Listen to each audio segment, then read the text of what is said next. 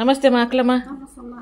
ఏమ్మా భోజనాలు ఈరోజు? మన భోజనంలో రాగి ముద్ద, సలసందరు, ఉర్రగడ్డలు, సాంబారు, అన్నము, గుమ్మడికాయ తాలింపు, అప్పలము, సీటు, మజ్జిగ, ఒక్కాకు. అన్నం మేము కొంచెంగా వడ్డించుకోండి. అదే చాలా నువ్వే చెప్తివా? వాళ్ళు తక్కువ వడ్డించరా?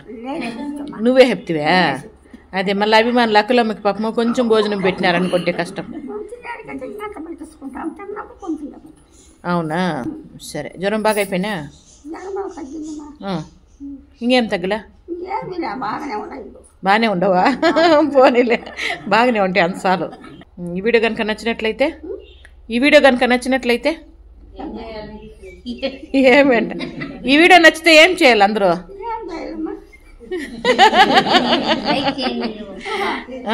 అది